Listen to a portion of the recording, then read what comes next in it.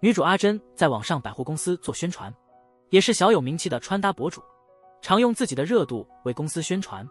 另外，阿珍也帮社长邪山搭配出席各种活动，在公车上争分夺秒的处理工作，一不小心连人带包摔进了墨镜帅哥藤野的怀里。阿珍不停地道歉，尴尬地下了公交车，才发现记错了地址，急得团团转时，刚见面的藤野突然伸出援手，用他的餐车把阿珍送到目的地。藤野看见阿珍一路上低头看手机工作，忍不住感慨现在的人离不开手机了，还对阿珍网红的身份点点头，让他有点不自在。在藤野的帮助下，阿珍顺利完成工作，回到公司。因为公司正筹备第一家实体店开幕，作为宣传员的阿珍忙得不可开交，甚至公寓到期了也没空找新房子。好在阿珍的朋友香子即将出国留学，便宜把自己的房子租给了他。阿珍开心地来到新家，才发现这里是一套合租房，而他的室友就是那个有点毒舌的藤野。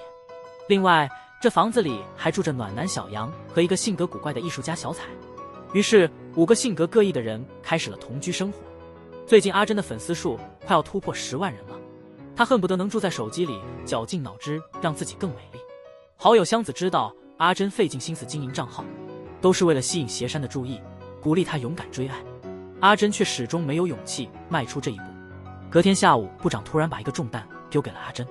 原来公司新员工工作失误，让开幕当天的送餐服务成了问题。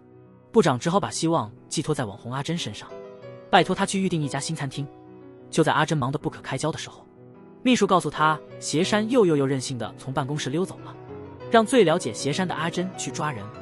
阿珍很快在邪山常去的咖啡厅找到了他，两人在回公司路上聊得很开心。邪山突然邀请阿珍在开幕式后一起去赏樱花，阿珍被这突如其来的幸福冲昏了头脑，高兴的整个人像冒着粉色泡泡。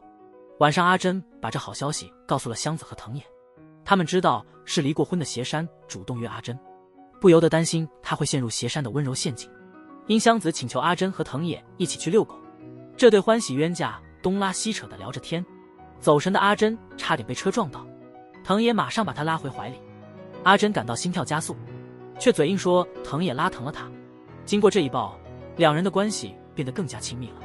阿珍忍不住问藤野自己该怎么进攻邪山。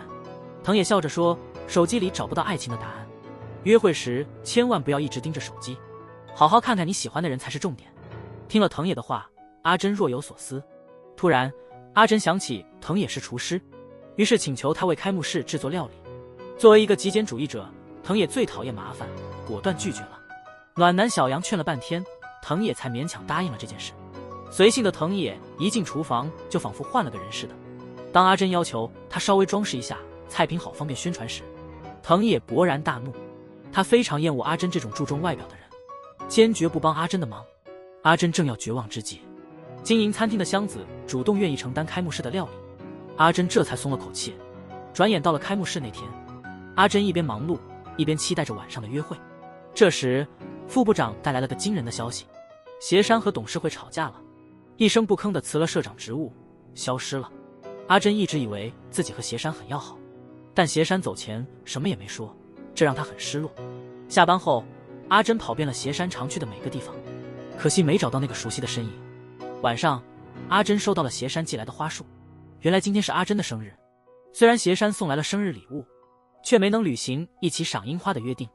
阿珍忧伤地打开手机，发现他粉丝数终于破10万，祝福信息塞满了他的信箱。一直以来，阿珍都是为了邪山才运营账号，现在邪山不在，曾经梦想的粉丝数如今显得刺眼。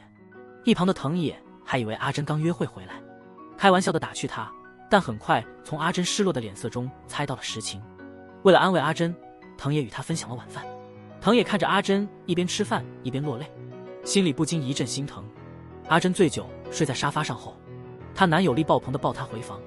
第二天，阿珍醒来，心情好了许多，热闹的舍友们让她不再感到孤单。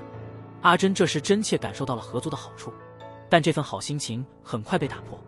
她发现自己的护身符钥匙扣丢了，那是她在叶山公司买的第一件饰品，也是促使阿珍决心跟随邪山创业的机会。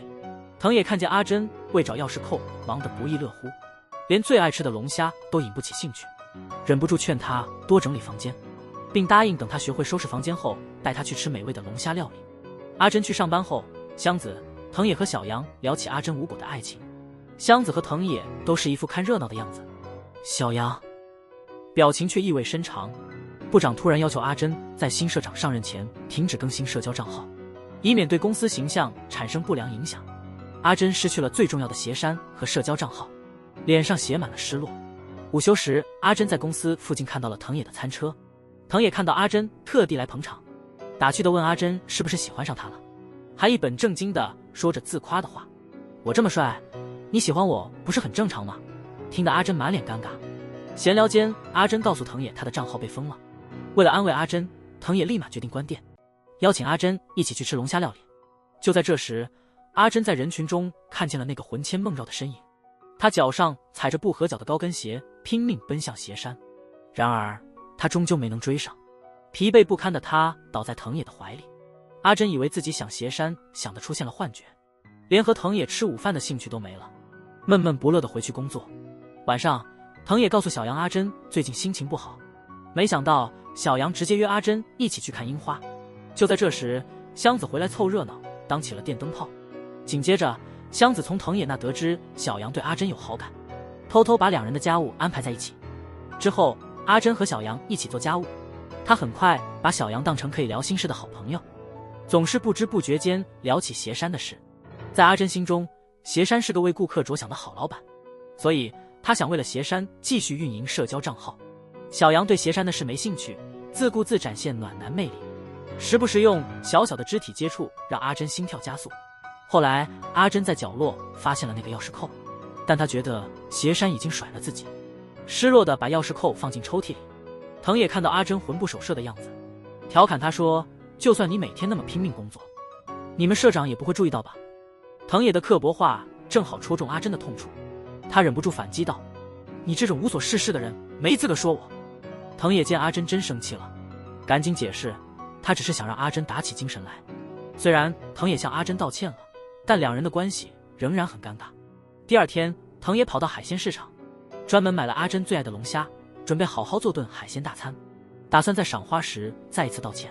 就在这时，一直闷头画画的小彩突然冲出房间，拿起锤子疯狂砸自己的画。原来他在艺术创作上遇到了瓶颈。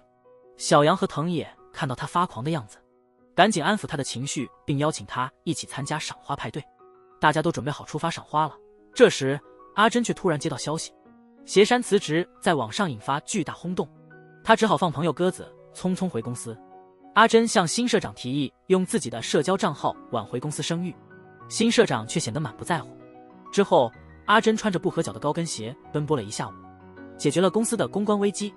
与此同时，香子和藤野拿出了精心准备的料理，几个人在樱花树下开心喝酒，享受悠闲的午后时光。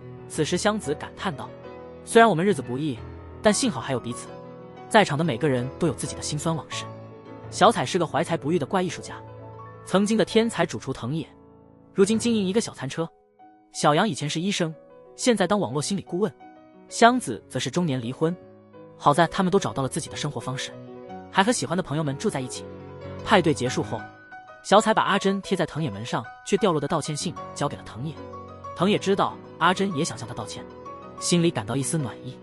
等到阿珍急忙赶到派对地点时，天已经黑了，藤野还在原地等他。藤野本打算带着阿珍翻墙进公园赏花，没想到两人拉扯间，阿珍不小心摔地上了。藤野心疼阿珍肿得老高的脚踝，温柔地背她回去。回家后，藤野突然捂住阿珍的眼睛，把她带到了自己准备的惊喜面前。藤野用小彩的画和一些纸花拼凑出一棵奇特的樱花树，两人坐在树下喝酒。藤野还特意为阿珍准备了她爱吃的下酒菜。阿珍借着酒劲抱怨，自己辛苦运营了5年的账号，如今却被公司随意放弃。此时，藤野也讲起了自己的故事。他曾是天才主厨，被赶出餐厅后才发现，他完全没有经营餐厅的能力，很快倒闭了。曾经围绕他的人也都走了。虽然藤野现在一无所有，但他明白了自己真正渴求的是自由，而不是名声。接着，藤野柔声对阿珍说：“别想太多，做你喜欢的事吧。”这一刻，阿珍豁然开朗。他经营账号并不是因为鞋山或公司，他心底其实热爱摄影，喜欢和粉丝分享生活。解开心结后，阿珍和藤野高兴地决定再喝一杯。他们兴致盎然地去冰箱挑选下酒菜，两张脸不知不觉靠得很近，情不自禁间，他们慢慢吻上了彼此。接吻后，两人显得有点尴尬，就把这一吻归咎于酒精。第二天早上，阿珍和藤野的尴尬被八卦的箱子看见了，他开玩笑说有好事，但这小插曲没有影响阿珍的好心情。他征求了小彩的意见，他把樱花作品发到了社交媒体上，粉丝们热情回应。这天出门时，阿珍特意选了一双舒适的运动鞋，她放弃了那些不舒服的高跟鞋，决定以后只追求自己喜欢的舒适生活。甜美的阿珍为了吸引社长斜山的关注，特意开了社交账号分享生活，想方设法成为网红博主，为公司宣传助力。然而，阿珍的努力并没有引起斜山的注意。在舍友藤野的劝说下，阿珍渐渐明白了做自己有多重要，果断放弃不合脚的高跟鞋，穿上适合的运动鞋，做回自己。回到视频开头的问题，你是否会为了喜欢的人而伪装自己来讨好对方？他们互相分享各自的故事，两人的心渐渐靠近，最终深情拥吻。虽然阿珍和藤野认为这个吻是个意外，但他们之间始终有种温暖的气氛。第二天早上，小彩则问阿珍为什么擅自把她的作品发布到社交平台。阿珍很困惑，明明小彩前一天同意了，现在却说不记得。而且阿珍明显察觉到小彩对合租屋里的其他人态度冷漠，仅对小杨稍微温和。豁达的阿珍并没在意小彩的冷淡，很快换上漂亮的衣服准备出门，却被毒舌的藤野嘲笑平时朴素的像块海绵，打扮后就变成可爱的草莓蛋糕。后来阿珍在工作上出错了，部长觉得斜山的离职影响了他，让阿珍带薪休息一阵子。阿珍一方面心怀感激，一方面心中愧疚，决心尽快从失去斜山的打击中恢复。于是他以顾客身份求助杨洋，请他做心理疏导。在咨询过程中，阿珍深情地讲述了他和叶山的故事。那时候他还是一个自卑的新员工，是热情又温柔的斜山让他找回了自信，让他相信自己能成为一名出色的宣传员。接着阿珍话音一转，对着小杨疯狂吐槽藤野的毒舌。他笑着说，在脑回路天马行空的藤野影响下，自己好像已经开始忘记斜山了。身为心理咨询师的小杨立刻意识到，阿珍和藤野之间已经产生了火花。那晚，小杨告诉藤野，自己决定放弃追求阿珍，并请他多照顾她。藤野则依旧嬉皮笑脸，完全无视了小杨的话。第二天一早，香子向大家宣布了一个好消息：小彩连续参加全国青年绘画大赛10年，今年总算进了总决赛。他邀请大家一起去露营，顺便看看他的作品，但香子因为工作无法同行，剩下的4人分成2组去露营。藤野和阿珍被分在一组，暧昧的气氛在狭小的车厢里悄悄滋生。不过轻松的感觉很快就被打破了。阿珍接到后辈毛野和秋叶的工作电话，因为这2个新人没法做好部长交代的任务，只好去找靠谱的阿珍帮忙。藤野见阿珍出来玩还抱着电脑工作，忍不住叹了口气。途中在休息站停留时，4个室友难得的坐在一起聊天。八卦的藤野问小彩有没有男朋友，小彩无所谓的说她只有床伴没有男友，比起恋爱她更希望作品被认可。大家不禁感叹，小彩果然是个酷酷的艺术家。到了露营地后，藤野和小杨开始做晚饭，小彩和阿珍则去打水。结果小彩坚决一个人拎着水回去，不肯让阿珍和小杨帮忙。到了展览的时候，小彩又默默地独自前往会馆。她这种女王般的做法让阿珍等人有点尴尬。3人来到会馆，正好赶上宣布大奖的时间，他们都很有信心，认为小彩的画一定能获奖。没想到最后获奖的居然是小彩隔壁的那幅画。阿珍看到小彩一人躲在角落发呆，忍不住去安慰她，小彩却突然爆发，愤怒地吼道：你这种人气高、粉丝多的人，根本不懂我渴望被肯定的心情，这种安慰只会让我更烦。藤野和小杨看到这场面，默契地分配了任务。小杨去安慰小彩，藤野负责治愈阿珍破碎的心。只要在小杨面前，小彩就会变得很坦率。他对小杨说自己不该对阿珍发火，但就是克制不住。他连续10年参赛，并非为了荣誉，而是渴望别人的认可。小杨默默拍着小彩的背，他懂得此刻一切语言都是徒劳。另一边，藤野载着阿珍前往山顶的秘密温泉。阿珍失落地自言自语道：我真的觉得他比我强多了。这时后辈们又发信息向阿珍求助，藤野一把抢过阿珍的手机，让她放下电子产品，好好享受温泉。阿珍很快发现藤野是对的。手机关机后，他彻底放下了工作，身心都无比放松。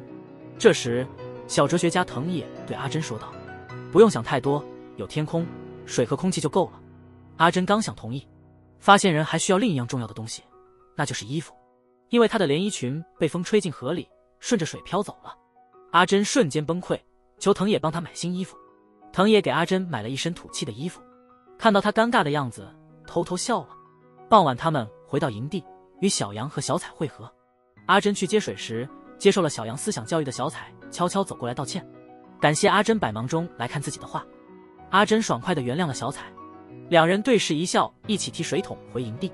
小杨和藤野像看着孩子的父母，在远处露出了欣慰的笑容。晚上，大家围着篝火品尝藤野做的美食。小杨、小彩和藤野都笑着说。阿珍脱下漂亮衣服后，就像关掉工作模式，整个人变得更随和。接着，小杨和小彩去买酒。阿珍觉得有点无聊，就拿出手机，没想到藤野一下子抢过了他的手机，紧紧握着他的手不放，还亲自喂他吃饭。阿珍心里想，男人，你这招还挺管用。他忍不住问藤野，你是不是喜欢我？藤野嬉皮笑脸的说了半天模棱两可的话，让阿珍摸不着头脑。为了不破坏这浪漫的氛围，阿珍只能硬咽下心中的疑问，任由藤野牵着她的手。第二天早上，四人踏上归途。藤野邀请阿珍去吃他最爱的荞麦面，阿珍准备订4人桌，藤野却随口说，我们2个单独去吃吧。看来藤野打算把暧昧进行到底。阿珍在荞麦面馆心跳加速，脸都红了。为了专心吃面，他自觉把手机关了，全神贯注地享受美食。老板娘和藤野是老朋友，他察觉到阿珍和藤野关系密切，于是请阿珍多照顾藤野。阿珍被误认为藤野的女友，心里竟有些暗爽。阿珍和藤野回到合租房后，香子满脸严肃地宣布了一件糟糕的事，他托的留学中介卷走了所有学费跑路了。更糟的是，当年擅自离家和他离婚的前夫突然出现了，每次前夫出现都要向香子索取东西。香子怀疑他想拿回大家住的这套别墅，气得差点昏倒。幸好心理咨询师小杨安抚了他的情绪。几天后回归工作的阿珍得知了一个情感八卦，后辈毛也偷偷告诉阿珍，同组的秋叶突然向她表白了。已经有男友的她最近见到秋叶就尴尬到无法专心工作。阿珍也正巧被藤野不走心的表白搅得心烦意乱，完全理解毛野的心情。这天下班后，藤野神秘兮兮地把阿珍叫到了自己房间，孤男寡女独处一室，阿珍不禁紧张地屏住呼吸。藤野朝阿珍坏笑了一下，递给她一块限量版小熊饼干。原来藤野只有一个饼干，偷偷想给阿珍。藤野嘴上不承认，但处处表现出对阿珍的关心。还没等阿珍从感动中回过神来，小杨突然急冲冲地闯进来，说小彩病倒了。阿珍问小彩哪里不舒服，小彩犹豫了好一阵，才小声地请阿珍帮忙买验孕棒。阿珍和藤野赶去药店，留小杨和小彩尴尬的面面相觑。小杨忍不住对小彩说，如果我是孩子的父亲，我会想知道真相。小彩凄惨地笑着回答，如果孩子的父亲像你这样，我就不会这么痛苦了。这时阿珍和藤野带着验孕棒回来了，还带来了一个好消息。一家公司看到了阿珍在社交网站上分享的小彩的画，觉得她很有才华，决定买下她的作品。自己的作品终于被认可了，小彩立刻感到迎难而上的勇气。第二天早上，她若无其事地去打工了。小杨和藤野都很担心她，决定做顿美食让她振作。这时藤野看见阿珍打扮成精致女孩去上班了，有些遗憾地说道，不需要这样打扮，你素颜最美，没有哪个女孩被夸漂亮会不开心。阿珍忍不住露出了甜美的笑容。阿珍赶到公司后遇到一个棘手的任务，因为性格强势又泼辣的女设计师美惠是斜山的老熟人，领导们没人敢接待她，只好让阿珍去应付。阿珍硬着头皮接下了这份工作。出乎意料的是，传闻中的女魔头美惠其实性格直爽人还不错。她指着桌上的玻璃杯对阿珍说，斜山以前送过她一个一模一样的杯子。有了斜山这个话题，阿珍和美惠聊得挺顺利。美惠问阿珍，作为生活百货公司的员工，她在家最快乐的时光是什么？阿珍脑海里瞬间浮现出跟藤野相处的画面。这一刻，阿珍确定自己最近的心绪都是因为喜欢上了藤野。这时小杨和藤野正在超市采购，碰巧听到了小彩和她男友的谈话。小彩知道男友和她的初恋闪婚了，还准备调到外地工作，脸色立刻变得难看，但她还是硬撑着笑容祝福了对方。小杨想安慰小彩，鼓励他往前看，却被他冷淡地拒绝了。被抛弃的小彩又回到了之前拒人千里之外的状态。这天下午，合租屋里的气氛非常压抑。原来小彩测完验孕棒后没敢看结果就跑了出来，阿珍和小杨也没勇气去查看结果，他们只能干瞪眼。这时香子和藤野回来，香子二话不说把验孕棒塞到小彩手里，鼓励她勇敢面对现实。小彩看完结果后，眼泪止不住地冒了出来。藤野为了安慰她，大声说：“别担心，我们是一个大家庭，一定帮你照顾孩子。”小杨和阿珍也跟着附和。没想到小彩突然破涕而笑，原来她没有怀孕，泪水是因为松了口气。这次经历让她感受到室友们对她的真心关怀，感动的小杨和阿珍忍不住陪着小彩喜极而泣。怀孕风波过后，阿珍偷偷找到藤野，羞涩地问：“我能抱抱你吗？”藤野挺身而出，豪爽地把阿珍抱在怀里。他在她耳边暧昧地问：“你喜欢我吗？”阿珍模仿藤野那晚露营时的语气，笑说：“可能吧，也许是。”正在国外的斜山则在手机上缓慢地打下几字：“对不起阿珍，我很快回来。”藤野只有一块饼干时，第一个想到的是悄悄给阿珍。谁不想被偏爱呢？哪怕有再多朋友，我还是最喜欢你。那种甜蜜的小感觉都快哭掉牙了。在你成长的过程中，父母、朋友或者恋人有在一些小细节上，他表现过对你的偏爱吗？欢迎在评论区留下你的幸福故事。上次说到阿珍和藤野互相表白，正式成为情侣。阿珍沉浸在恋爱的甜蜜中，每天冥思苦想约会计划，藤野却反应平淡，与交往前没太大差别，甚至反对公开关系，这让阿珍有点失落。这天下午，阿珍和藤野在公园约会，藤野兴奋地告诉阿珍，他周末打算去山里钓鱼。阿珍也想一起去，但藤野觉得恋爱要顺其自然，没必要总在一起。阿珍不禁感到迷茫，他和藤野的相处方式真的算恋爱吗？同时，另一件怪事正在合租屋悄悄发生。最近合租屋的门铃总莫名其妙地响，开门时却发现外面没人。香子怀疑是阿珍的疯狂粉丝在跟踪她，阿珍吓得汗毛直立。这时小杨大胆推测，搞恶作剧的可能是他的病人千春。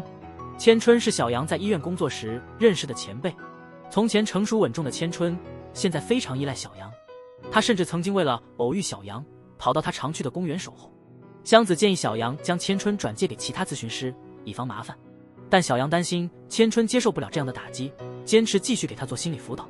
旁边的小彩犀利地说：“你这种半吊子的温柔只会让他抱有不切实际的希望。”小杨明白自己是个烂好人，但他还是不打算改变自己的做法。第二天，阿珍收到了一份陌生人寄来的神秘包裹，突然想到香子说过的狂热粉丝，吓得连忙把包裹扔进仓库不敢拆。会议上部长宣布了一个坏消息，阿珍负责的宣传企划因为成本过高被叫停了。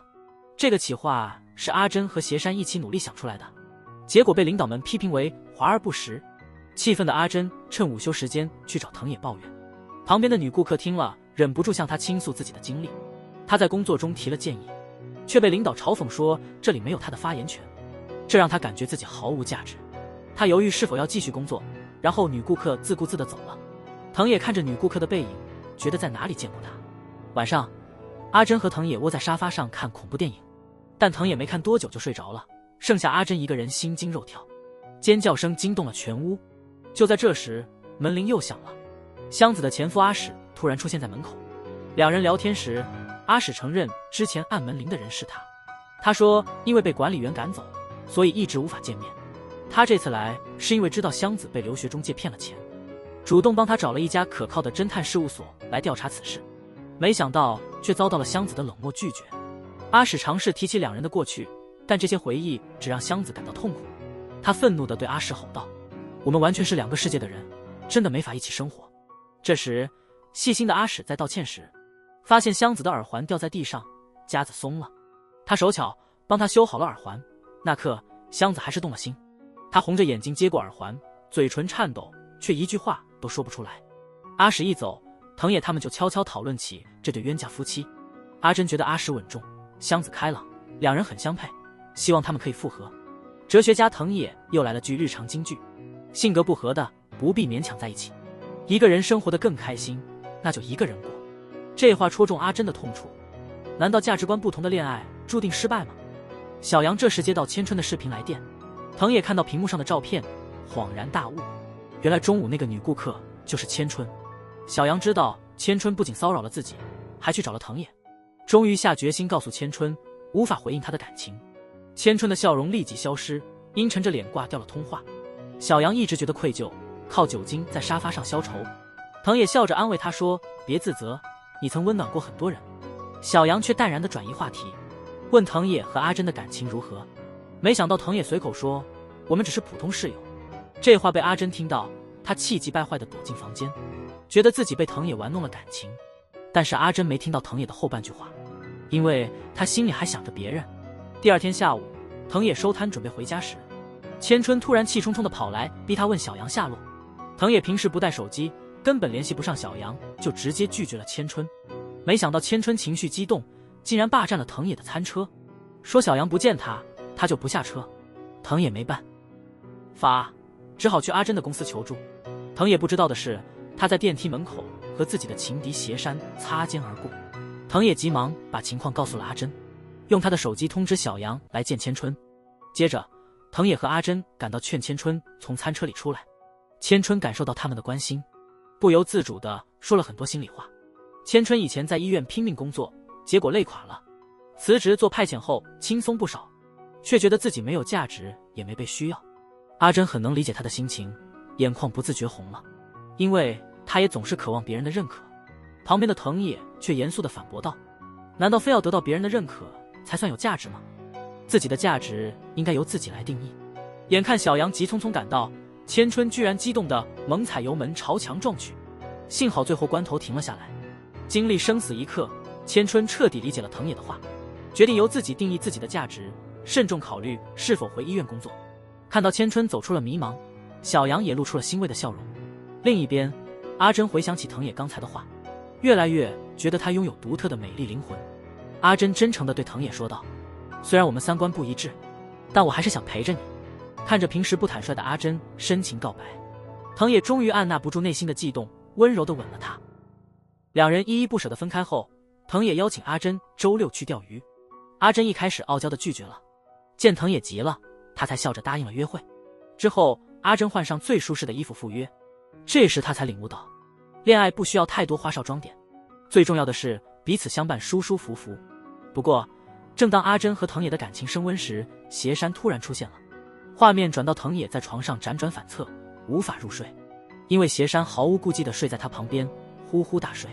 第二天一早，小杨看到斜山和藤野从一个房间出来，惊得下巴都快掉了。难道藤野爱屋及乌，连阿珍的前任都要爱吗？原来前一晚，阿珍发现流浪街头的斜山，便把他安排在了藤野的房间。没想到性格率直的斜山迅速得到了香子的喜爱，就连性格孤僻的小彩对他的态度也相当友好。藤野看到阿珍一大早打扮得漂漂亮亮的关心斜山，心里忍不住感到些许吃醋。叶山是个很会撩人的男人，很快就用他的魅力征服了藤野，两人迅速成了无话不谈的朋友。阿珍见自己之前暗恋的人和现男友关系亲密，心里顿时紧张，忍不住偷偷问藤野是不是吃醋。藤野心里不痛快，嘴巴上却傲娇地说一点都不吃醋，就算他住在你房间我也无所谓。这是两人自交往以来的第一次争吵，场面非常尴尬。这天下午，阿珍偷偷带斜山去见了部长，崇拜斜山的毛野和秋叶也偷偷跟去了。面对以前的同事们，斜山透露了自己辞职的真相。原来他想投资一家濒临破产的环保家居公司，但被董事会一致反对。斜山不忍心看到自己欣赏的公司破产，于是辞职，亲自飞到土耳其帮助这家公司。阿珍这才恍然大悟，原来那些神秘包裹都是斜山寄回来的。斜山告诉大家，他得回土耳其签合同，拜托部长把他留在办公室的西装和公文包带出来。晚上，阿珍等人给斜山办了个温馨的欢迎会，藤野和斜山把阿珍夹在中间，聊得开心。阿珍被夹在中间，尴尬的想找个地洞钻进去。这时部长带着斜山的西装来了。部长得知斜山离婚后财产都给了前妻，忍不住问斜山有没有打算再组家庭。斜山爽快地表示想有个家。听到这儿，藤野和小杨脸色有点怪。欢迎会结束后，阿珍和藤野在客厅里给斜山搭了个帐篷睡觉。阿珍又问藤野会不会对斜山吃醋，藤野还是那副无所谓的样子。这时香子找到斜山，但他并不知道阿珍和藤野在交往。阿珍跟他说自己一直期待和他一起赏樱花。斜山低头不语，似乎在思考什么。隔天，阿珍和邪山一起去了公园遛狗。看来邪山不仅男女通杀，狗狗也喜欢他。两人终于有了独处的机会。阿珍忍不住问邪山对未来有什么打算。邪山笑着回答：如果不前进，未来永远不会到来。我没那么多计划，想做的事现在就开始。看到邪山依旧开朗积极，阿珍也笑了。另一边，小彩悄悄把小杨叫到房间，请他当自己的人体模特。小杨爽快答应了，但接下来的话让他瞬间脸红，请把衣服脱掉吧。第二天早上，小彩拿着完成的作品到阳台上风干。邪山看到他画的小杨，忽然意味深长地说：你喜欢他，对吧？这时为艺术献身的小杨刚好上了阳台，结果小彩一看到他就赶紧逃走，留下小杨和邪山两人对视。晚上，小杨在洗衣房堵住小彩，问他为什么对自己这么冷淡。小彩没说话，只是亲吻了他。小杨一下子愣住了。镜头转到湘子回家的路上，他瞥见了一个熟悉身影，藤野的前女友小叶。小叶不仅来了藤野的城市，藤野又把自己关了起来，曾经倒闭的餐厅又重新开业。听到这个消息后，藤野当年的痛苦记忆复苏了，让一向镇定的他十分暴躁。那晚，邪山和藤野等人在家聊天。邪山很佩服藤野的厨艺，主动提议帮藤野开一家西班牙餐厅。结果藤野听到后一阵激怒，他愤怒地吼道：我不需要这些，别再管我。说完便满脸铁青地进了房间。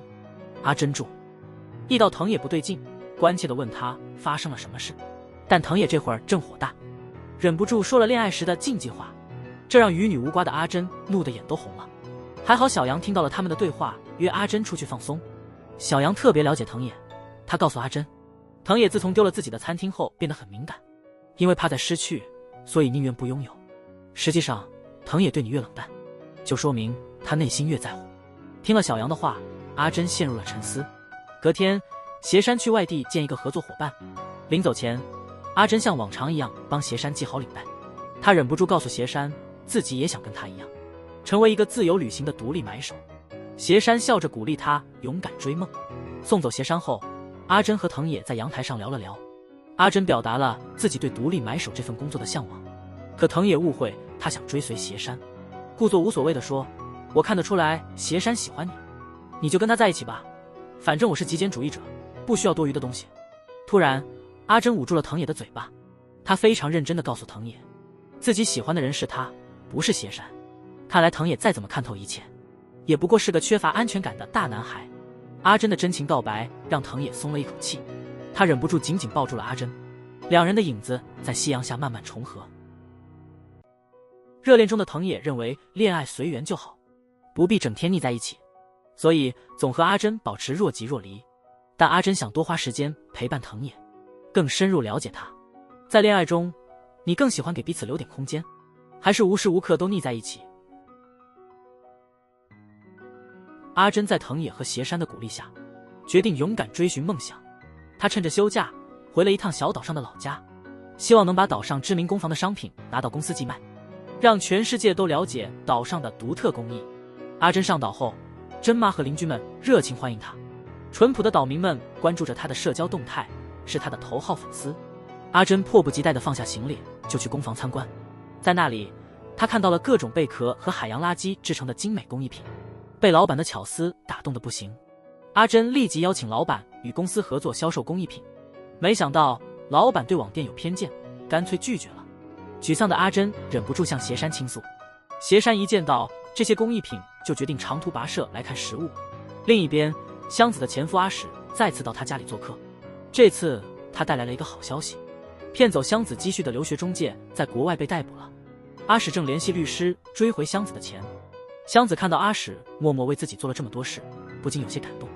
阿史以为自己打动了香子，但香子却把阿史没拿走的游戏盘全扔在他面前，命令他迅速消失。原来阿史和香子离婚的真正原因是阿史沉迷打游戏到废寝忘食的地步，香子俨然成了电竞寡妇。香子和阿史在客厅吵架，厨房里的小彩和小杨都有点难堪。自从上次小彩主动吻了小杨后，小杨总是刻意回避小彩的目光，自尊心强的小彩不甘心被冷落，径直闯进小杨房间，质问他为什么躲着自己。小杨尴尬地说自己其实很保守，所以不知如何回应小彩的感情。听了小杨的话，小彩脸颊瞬间涨红，嘴硬地说：“那个吻只是你给我做模特的谢礼，没有其他意思。”小彩离开后，小杨陷入了迷茫，不确定自己是否喜欢小彩。第二天下午，小杨在街上看到小彩被之前的情人带上车，他愤怒地上前推开那人，想拉着小彩逃跑。小彩急忙解释他只是去拿工作材料。这场误会后，小彩和小杨的关系变得更加微妙。回家后，小彩平静地对小杨说：“我喜欢你。”没想到小杨猛地抱住了小彩。此刻两人都没说话，只是静静地相拥。与此同时，独自发呆的藤野看到了以前店面的钥匙，不禁回忆起香子提过他的前任小叶重新开了店。藤野因痛苦回忆，满脑子都是温柔开朗的阿珍。隔天，阿珍亲自去码头接斜山，他们匆匆赶到工房，却发现任性的老板居然休息。阿珍和斜山失望后，就去海边散心看风景。斜山扶稳了狡猾的阿珍，自己却摔进海里，弄湿了昂贵的西装。阿珍赶紧带斜山回家换衣服，没想到藤野竟然出现在他家门口。原来思念太重的藤野独自来到了岛上，因为找不到阿珍，只能在街上大声叫她名字。最后，珍妈把她带回了家。阿珍没想到回到老家还有一场大麻烦等着，脸上一阵无奈。她偷偷解释自己和斜山的碰面是因为工作，藤野却一脸不相信。镜头一转，喝醉的珍妈兴致勃勃地拿出阿珍的手账给斜山看，还不忘说里面全是阿珍最喜欢的东西。斜山翻到手账最后一页，看见了自己的简报。这一刻，阿珍、藤野和斜山都尴尬极了。珍妈很感谢斜山从众多应聘者中挑中了阿珍。斜山笑着说，能够遇到这么优秀的阿珍是他的幸运。旁边的藤野看着他们你来我往，悄悄避进了厨房。这时香子打来电话询问阿珍的情况，听说藤野又跑去阿珍家，香子忍不住对小杨抱怨，这是阿珍和斜山独处的好机会，藤野来干嘛？小杨急忙告诉香子，其实藤野和阿珍在交往，但香子似乎只看好阿珍和斜山的组合，对藤野和阿珍并不看好。晚上阿珍和藤也都睡不着觉，他们并肩坐在厨房发呆，偷偷吃了母亲酿酒的梅子，非常幼稚。藤野察觉到阿珍情绪低落，问她工作上是否有什么问题。阿珍说她一心想让更多人看到贝壳工艺品的美丽，但忽略了老板的意见，这让她很沮丧。没想到哲学家藤野这次没讲大道理，只是微笑着说，没事的，我永远陪着你。随即藤野假装要亲吻阿珍，看阿珍紧张的样子，我忍不住笑了出来。有藤野陪着，阿珍心里舒服多了。她熬夜写好了一份企划书，想把自己的想法完整的传达给工房老板。第二天一早，阿珍把精心写好的企划书递给了老板，老板瞥都没瞥一眼就扔到一旁。他只想亲手把作品交给真正喜欢的客人，不愿在网络商店卖给那些只会跟风的人。阿珍在老板这儿碰了一鼻子灰，沮丧地放弃了自己的企划。心直口快的珍妈知道了女儿的失败，喋喋不休地数落着她的不对，同时信心满满地说她去找老板谈话肯定能成。阿珍心情本来就不好，忍不住和珍妈吵了起来，赌气锁上了房间门。珍妈假装无所谓，但眼泪忍不住在眼里打转。藤野和斜山感到尴尬，只能尽量减少存在感。画面一转，阿珍送走斜山后，偷听到珍妈和藤野的谈话。珍妈一直忧心在大城市独自打拼的女儿，但阿珍从不向她倾诉，她每天只能通过女儿更新的社交媒体了解她的工作。珍妈从没责备阿珍，她只是想帮女儿点忙。藤野微笑告诉珍妈，阿珍是个非常坚强能干的女孩，你只要放手让她自己去闯就行了。珍妈听了藤野的话，非常感动，决定把阿珍托付给他。到了下午，阿珍和藤野准备离开小岛，看着满脸不舍的珍妈，阿珍终于放下面子，哭着道歉。珍妈在船后大喊，你要好好吃饭，好好睡觉，妈妈永远等你回来。阿珍哭得像泪人，泪得靠在藤野身上睡着了。藤野此时正想着早上跟斜山的对话，他告诉斜山自己特意来看阿珍，并询问斜山来岛上的真实目的。面对神情严肃的藤野，斜山也说出了心里话，我也是来见阿珍的。这一刻，俩人的眼中碰撞出火花，气氛紧张。之后，藤野像往常一样准备出摊，突然身后传来一个熟悉的女声，是藤野的前女友小叶。小叶质问藤野当初为什么不声不响离开，藤野低着头不说话。小叶离开前在桌上放了家餐厅的名片，藤野犹豫了很久，还是进了小叶的餐厅。小叶求藤野在主厨生病住院期间暂时帮忙。这时叶爸走进了餐厅，想起藤野当年不告而别，生气的让藤野赶紧滚。藤野无奈只能低头离开，眼里含泪。另一边，阿珍在街上遇到了刚出差回来的邪山。邪山告诉阿珍，他还会在香子家住一段时间，并送了他一个斗柴挂件。斗柴是阿珍的绰号，也是他最喜欢的动物。阿珍高兴的马上把小挂件挂上了包。两人回家后，香子看到邪山带回的特产，特别激动，马上提议举办狂欢派对。小杨和小彩知道邪山要暂住一段时间，非常热情的把他拉进了聊天群。全家就还剩下不玩手机的藤野不在群里。这时，香子悄悄把藤野和阿珍拉到一边，让他们找时间去自己订的高档餐厅约会。看来香子最终尊重了阿珍的选择。6个人通宵喝了整晚的酒，倒在沙发和地板上睡得东倒西歪。小杨见小彩躺地上不起，温柔地把她背回房间，真诚地说：“请你和我交往吧。”冷面美女小彩罕见地露出害羞的样子，答应了小杨的请求，又成了一对。不知道这个合租屋还招租客吗？第二天晚上，阿珍发现藤野还没回家，急得在客厅来回踱步，正好撞见邪山。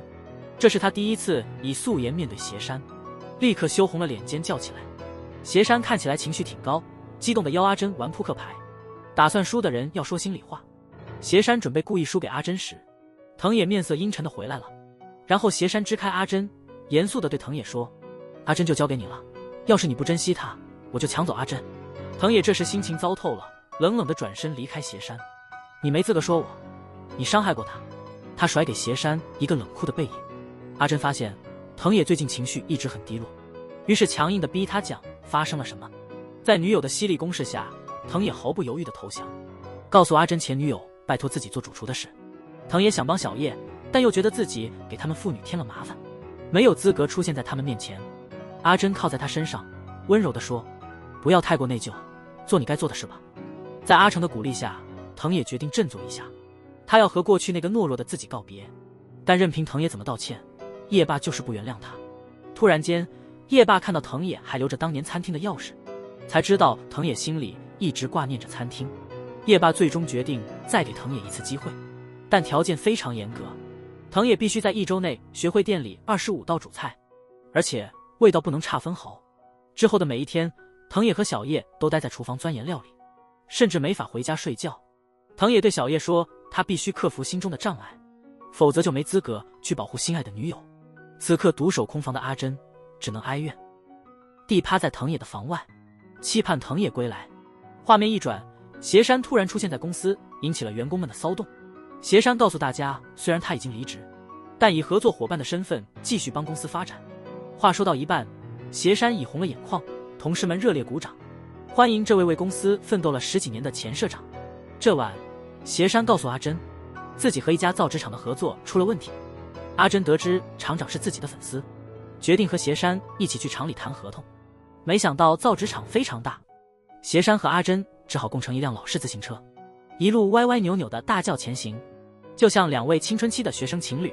厂长一见到邪山就抛出一个非常犀利的问题：“你为什么不继续当社长，反而去做吃力不讨好的投资人？”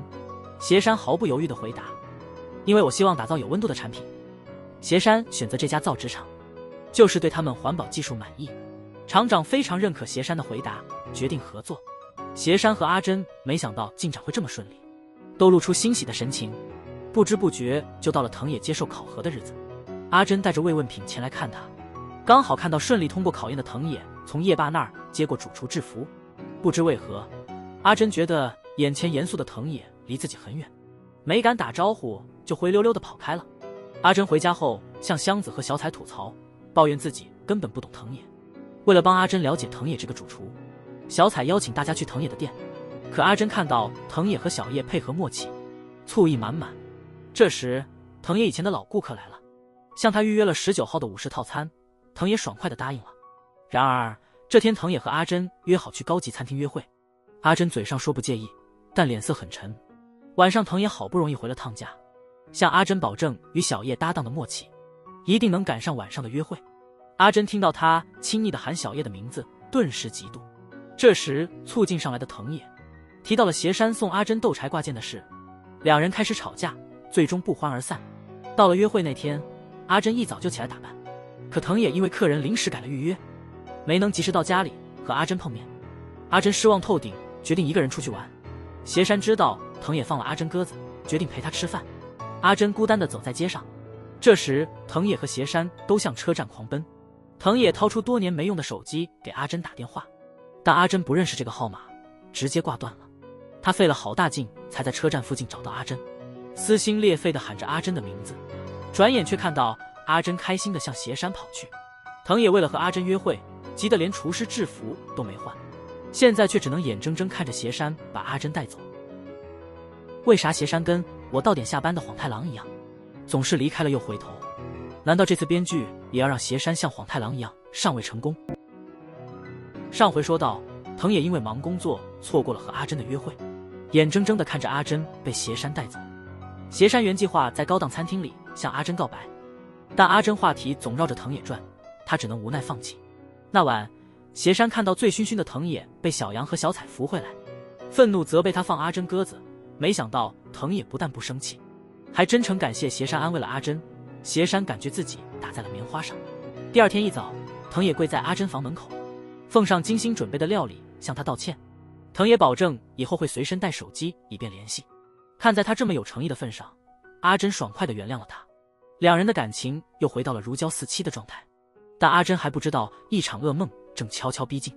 到了公司，阿珍发现同事们一片混乱，原来业界有名的设计师早上被揭发抄袭，而阿珍刚好在社交平台上为这名设计师的新品做了推广。愤怒的网友误认为阿珍是收了钱的黑心网红，纷纷在他的个人账号和公司账号上谩骂。新任社长请阿珍在风波平息前暂停更新个人账号，以免影响公司的声誉。这件事对阿珍精神打击很大，他曾经很喜欢写推文，但现在一碰手机就头昏眼花。香子等人知道这个坏消息后，精心策划了一场酒会，由藤野负责做大厨，用美食和美酒来安慰阿珍。在酒会上，小杨和小彩宣布了他们交往的消息，大家都笑着祝福他们。然而，抄袭事件的影响比阿珍预想的更严重。一天过去了，阿珍仍遭到网民们的攻击，这次风波甚至波及到了阿珍的朋友。之前因阿珍面子收购小彩作品的画廊也把画退了回来，公司的合作项目也受到了牵连。迫不得已，阿珍只好把公司的账号交给后辈毛野来管理，同时申请调到实体店做销售。阿珍从混乱的网络世界中脱身，专注于整理商品，心情安稳了不少。这时，邪山特意过来关心阿珍。阿珍告诉邪山自己没勇气继续更新账号。邪山爽朗地笑了笑，说：“你的推文总能带给我和粉丝们快乐，肯定还有人像我一样盼着你回归账号。”邪山的话让阿珍再次露出笑容。藤野，快点啊，你家后院着火了。同时，香子接到一个陌生电话，得知前夫阿史昏倒在路边，被送到医院急救。香子和小彩急忙赶到医院，发现阿史只是得了尿结石。香子紧张的心情一下子松了，喜极而泣。阿史认真地说：“昏倒那刻，我以为自己要死了，满脑子都是你。”虽然阿史从不后悔追逐电竞梦想，但他一直对失去香子耿耿于怀，希望香子能再给他一次机会。听到阿史说从不后悔追梦，同样在追梦道路上跌跌撞撞的小彩陷入了沉思。这天阿珍上班时遇到一位粉丝顾客，他只想要阿珍推荐商品，不理店里另一个员工。顾客走后，阿珍赶紧向那位同事道歉，对方却阴阳怪气地说：“如果顾客发现你抄袭网红会很麻烦，别再自作主张接待了。”阿珍被针对后非常沮丧，感觉生活一片灰暗。就在这时，藤野第一次打电话约他周三出去约会，想到能见藤野，阿珍的心情顿时好了很多。约会那天，阿珍和藤野在河边玩了一整天。藤野突然告诉阿珍一个大消息，夜霸的朋友欣赏他的厨艺，想和他在北海道开餐厅。没想到阿珍毫不犹豫地说要和藤野一起去北海道，还想辞掉现在的工作去藤野店里当小工。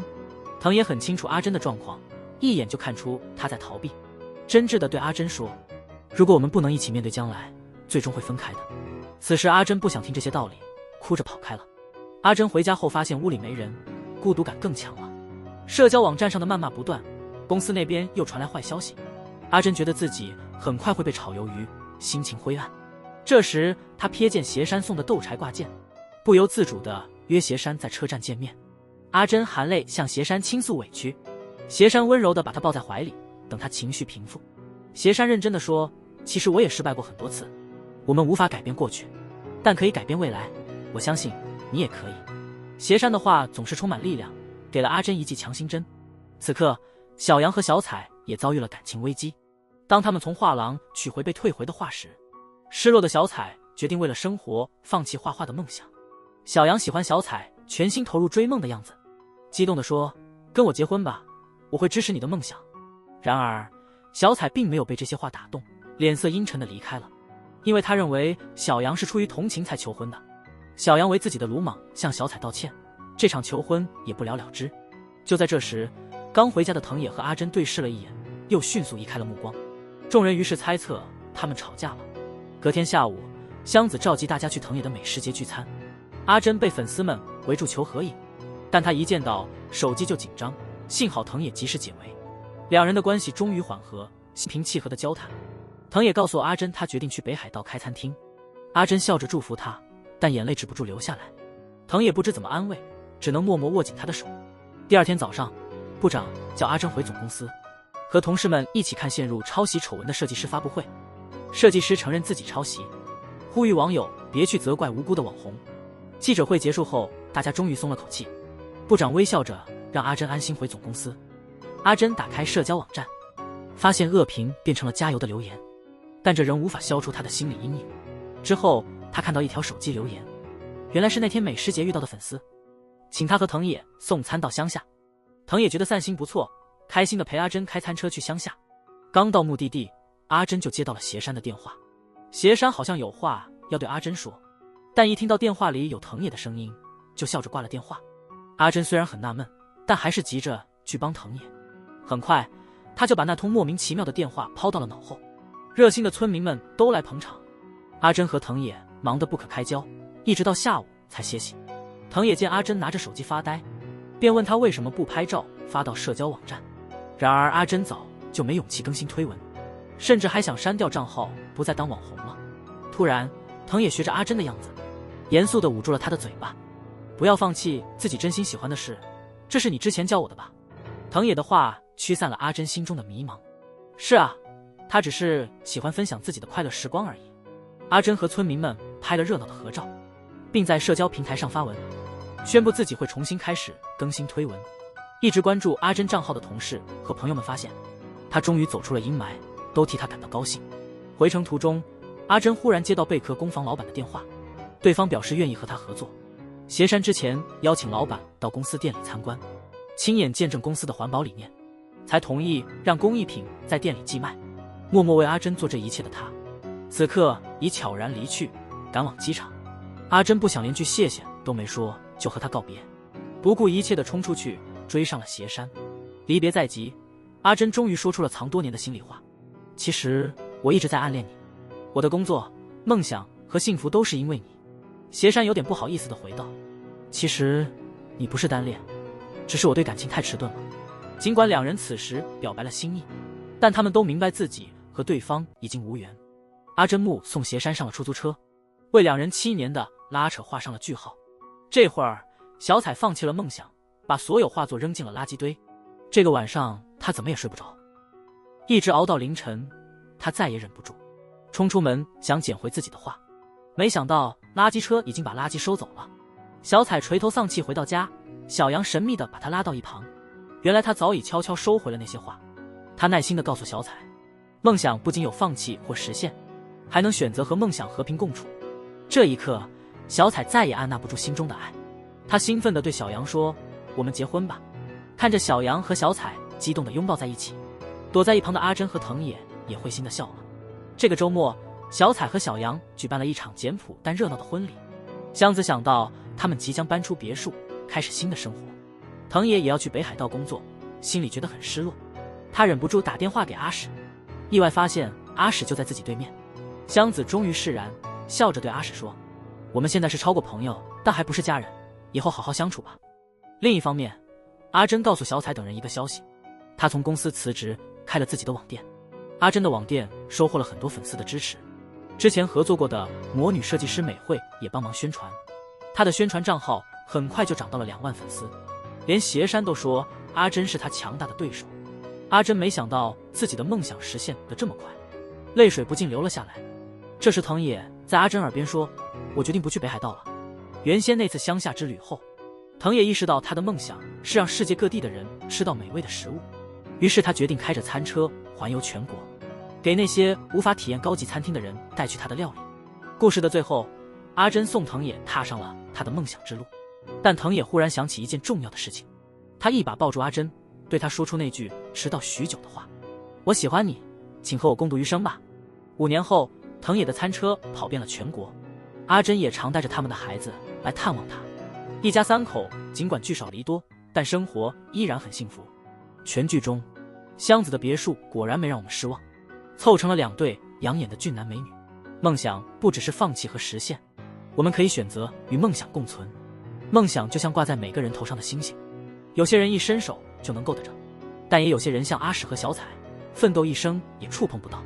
很多时候，能不能达成梦想已经没那么重要，重要的是追梦的过程。我们是不是成为了更好的自己？好了，今天的视频就到这儿。